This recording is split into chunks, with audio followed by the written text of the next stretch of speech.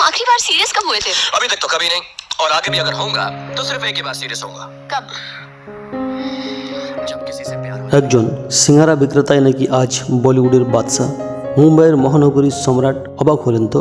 কিন্তু জানেন কি, রূপালী পর্দার রাজকীয় সাফল্যের শিখরে পৌঁছানোর আগেই তিনি নাকি দিল্লির রাস্তায় প্লেটে করে সিঙ্গারা সাজিয়ে ঘুরে বেড়াতেন। এমনই মন্তব্য করলেন এক প্রবীণ অভিনেতা Pankaj Kumar. Very few entries.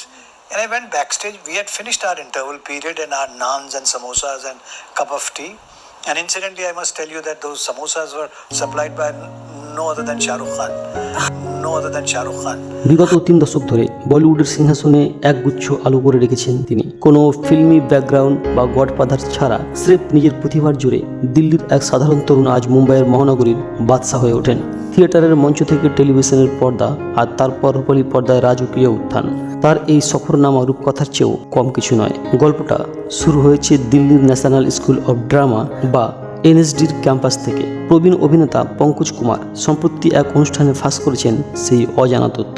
মাত্র 10 বছর বয়সে এনএসডির ক্যাম্পাসে তখন পড়াশোনা করছেন পঙ্কজ কাপুর আর নাসিরুদ্দিন শাহের মতো কিংবদন্তিরা। আর সেই ক্যাম্পাসেই সিঙ্গারা বিক্রি করতেন কে? খোদ শাহরুখ খান। হ্যাঁ, নিজের পড়াশোনার খরচ জোগাতে ছোট্ট শাহরুখের দিনের অনেকটা সময় কাটত এই এনএসডি ক্যান্টিনেই। তবে এই সিঙ্গারা বিক্রি কেবল তার শখ ছিল না, ছিল পরিস্থিতির সাথে লড়াই। দিল্লির সফদরজং এলাকায় ছিল শাহরুখের বাবার খ্যাতির নামে একটি রেস্তোরাঁ। বাবার অকাল প্রয়াণের পর অভাবের সংসার সামলাতে মাকে সাহায্য করতেন ছোট্ট শাহরুখ।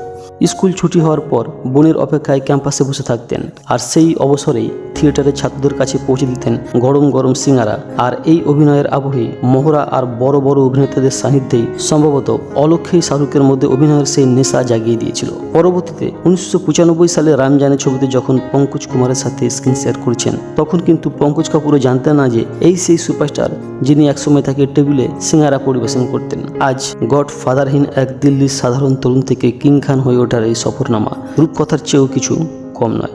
আপনাদের কি মনে হয়, সাফল্যের এই কঠিন পথে কি আজকের শাহরুখ খানকে এত মাটির মানুষ করে রেখেছে? কমেন্ট করে জানাতে ভুলবেন না কিন্তু।